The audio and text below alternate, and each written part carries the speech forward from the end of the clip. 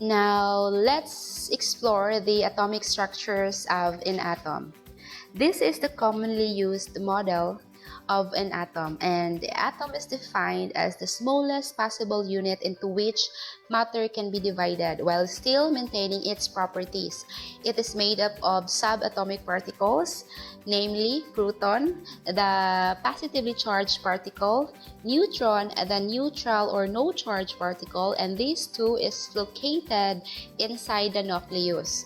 And nucleus is can be found on the center part of an atom. Lastly, the electron.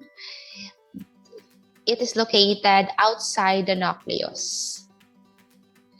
As you can see, the structure of an atom looks like a solar system, for it is one of the best ways to illustrate an atom for better understanding.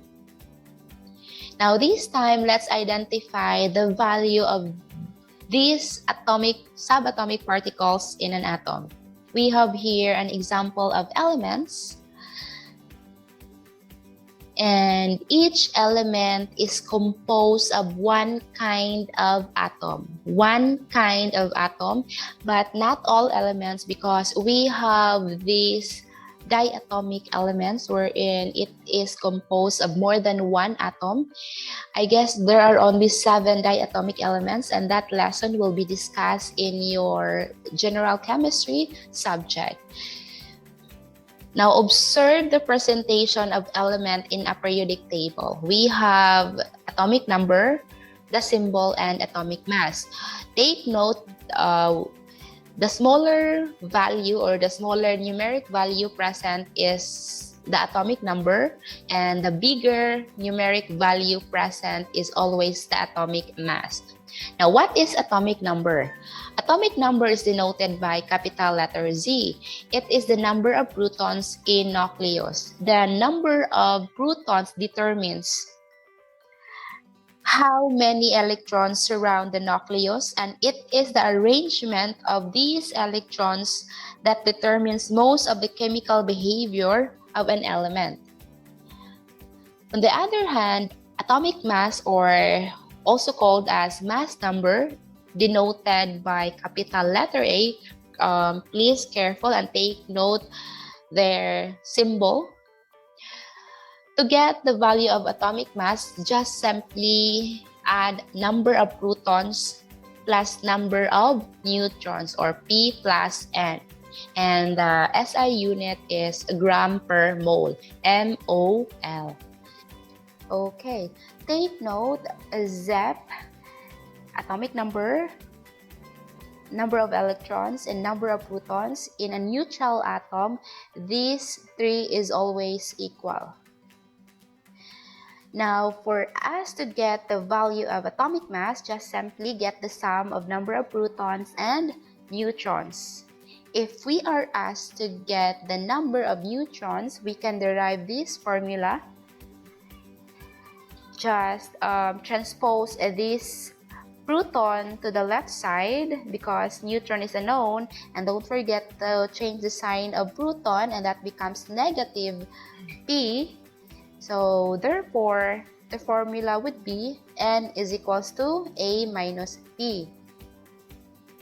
Here is the list of all the elements called the periodic table, and everything that surrounds us is composed of different kinds of elements.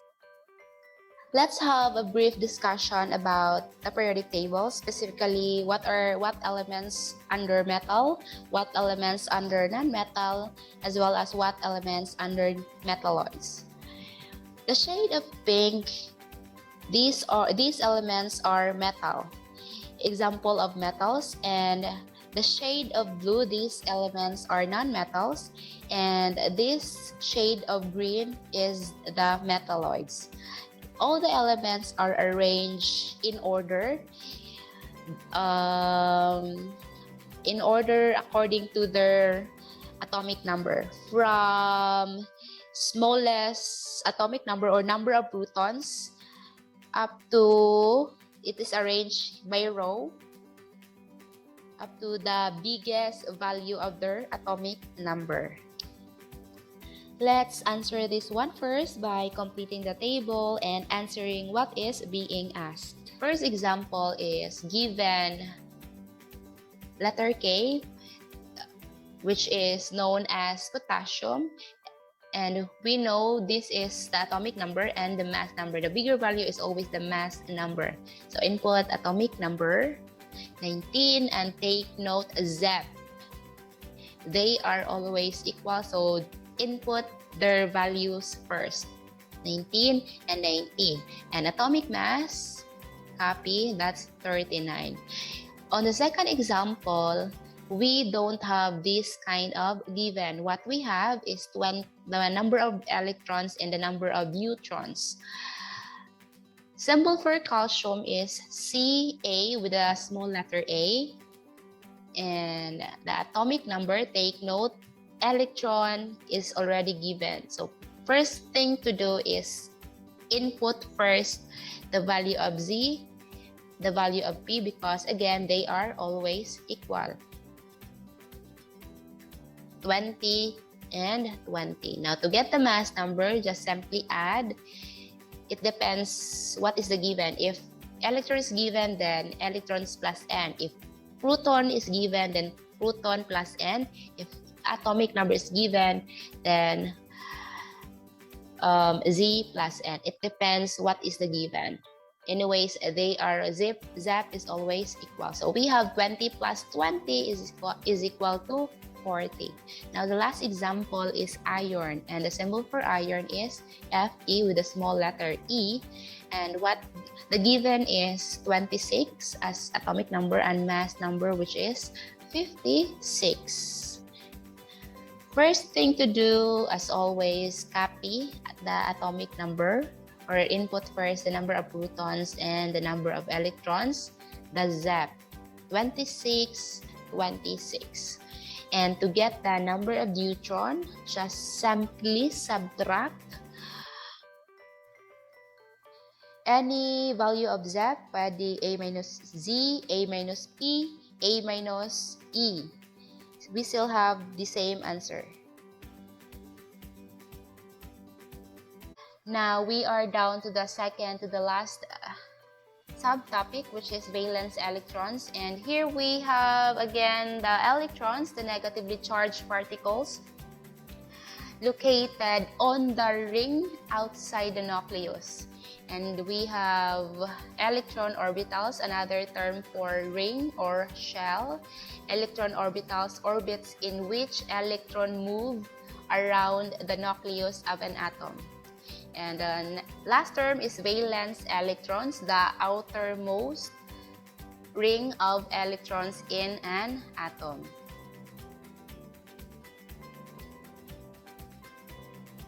Okay, this is how an electrons of an atom is presented. And there is, so this is what we call shell, cloud, or orbit number. 1, 2, 3, 1, 2, 3. And in every, or there is a maximum number of electrons that this shell can hold. How to solve for that? This is the formula to use.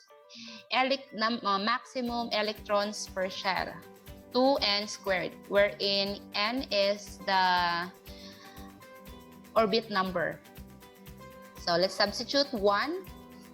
The first shell here, that's 1 squared is 1 times 2 is 2.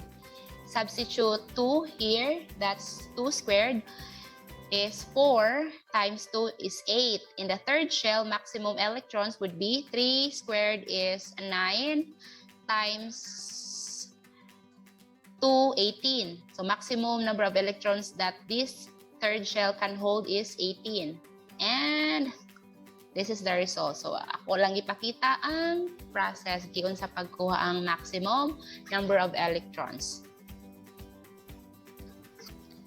So let's count the orbit or shell.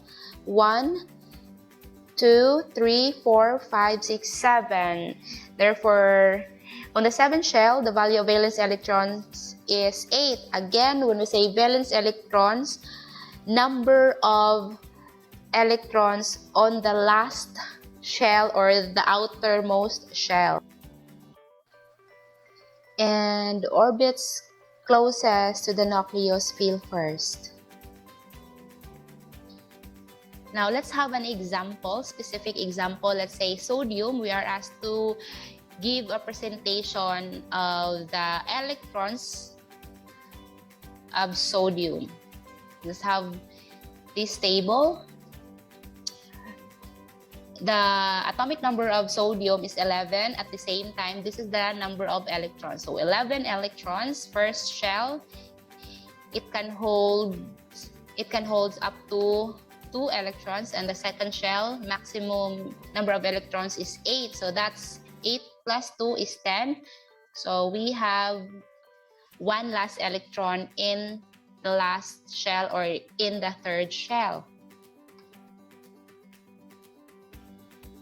Okay, so this is 2 electrons, 8 electrons, 2, 4, 6, 8, and the value of valence electrons is 1, only 1 electron on the third shell.